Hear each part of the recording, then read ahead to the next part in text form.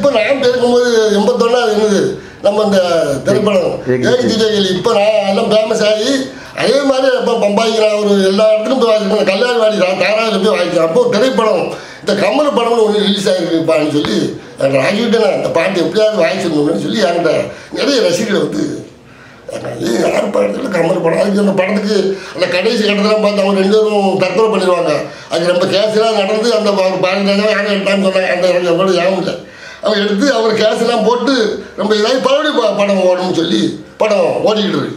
எங்கே பார்த்தாலும் எந்த ரூம்பு எந்த கடைக்கு எங்கே போகிறோம் தேரே மேரே பீச்சுமே சகாயம் பண்ணலாம் அது எங்கே பார்த்தாலும் இதான் கேட்கணும். பம்பாய் எங்கே போய் என்னாலும் கேட்கணும்.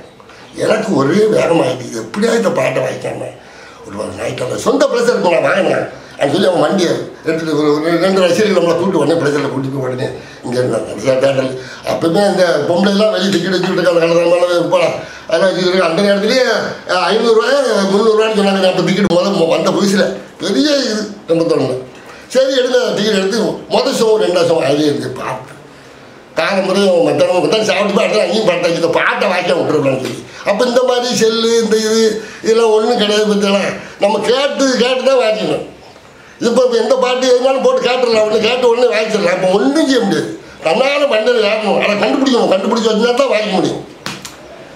அதே மாதிரி நைட்டில் சமாக்கு போயாச்சு உள்ளே போயாச்சு கரகாட்டையோட எல்லாம் வெளிநாட்டு புதுக்கோட்டை தஞ்சாவூர் எல்லாம் நிறைய வந்திருக்கு. இப்போ ராஜகுடி புதுசாக வாங்கிக்காருப்பா அப்படின்னு மேடம் பார்க்கணும். கூட்டம் நிறைய மேலக்காரங்க கூட்டம் வேறு தம்பூர் செட்டுக்காரங்க எல்லோரும் வந்திருக்காங்க.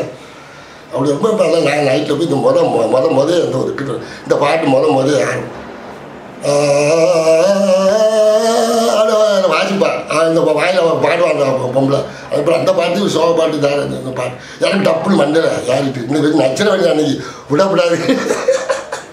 ஏதோ அந்த ஆண்டபடி நம்ம ஒன்றும் படிக்கலை. நம்ம படிப்பும் கிடையாது. அப்பாட்டு நம்ம பெரிய குருநாதர் வச்சுலாம் ஒன்றும் அதெல்லாம் கிடையாது.